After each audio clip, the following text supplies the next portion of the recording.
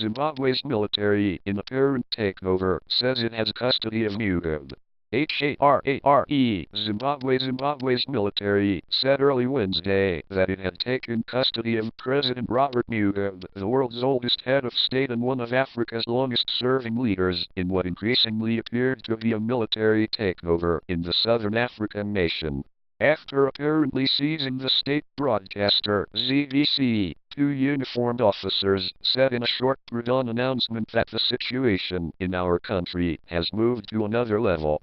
While denying that the military had seized power, they said that Mr. Mugabe and his family are safe and sound and their security is guaranteed.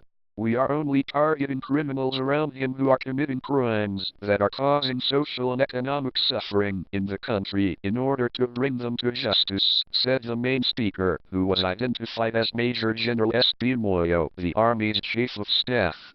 General Moyo, who was not widely known to the public but who was considered close to the commander of the Zimbabwe Defense Forces, General Constantine Chiwenga, warned that any provocation will be met with an appropriate response.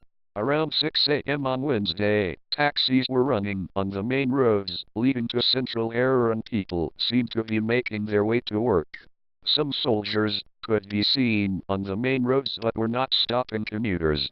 Continue reading the main story. Related coverage. For tweet mocking Mugabe, New Jersey woman could face 20 years in prison. NOV. 9. 2017 WHO removes Robert Mugabe as Goodwill Ambassador OCT. 22. 2017 Zimbabwe's First Lady said to seek diplomatic immunity over assault claim AUG. 16. 2017 After the short announcement, commercials on farming and corn seeds appeared on the state broadcaster. There was no further clarification of the whereabouts or status of Mr. Mugabe, 93, who is the only leader his nation has known since independence in 1980. The office of President Jacob Zuma of South Africa said in a statement that Mr. Zuma and Mr. Mugabe had spoken. Mr. Mugabe indicated that he was confined to his home but said that he was fine, the statement said. It said that South Africa was in contact with the Zimbabwean military. Asked in a brief telephone interview about reports of a possible coup, Zimbabwe's information minister, Simon K. Moyo, said, "What can I say? I don't know about that." He did not elaborate.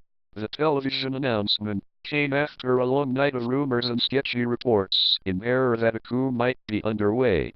The day before, in a remarkable act of defiance, General Chiwenga had warned that when it comes to matters of protecting our revolution, the military will not hesitate to step in. General Chiwenga visited China last week and met with top military officials there. Asked Wednesday whether he had informed them of plans for a military takeover, a spokesman for the Chinese Foreign Ministry said he was not aware of the details, but that the visit had been a normal military exchange, the Associated Press reported. China and Zimbabwe have long been allies, and Mr. Mugabe has been warmly welcomed on regular visits to Beijing.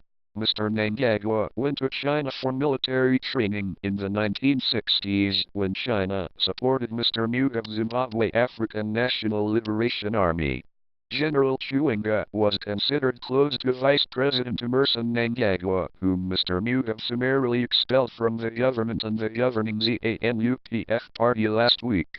The move was widely seen as clearing the path for Mr. Mugabe's wife, Grace, 52, who had been amassing growing political power in the past 2 years as her aging husband's health declined visibly.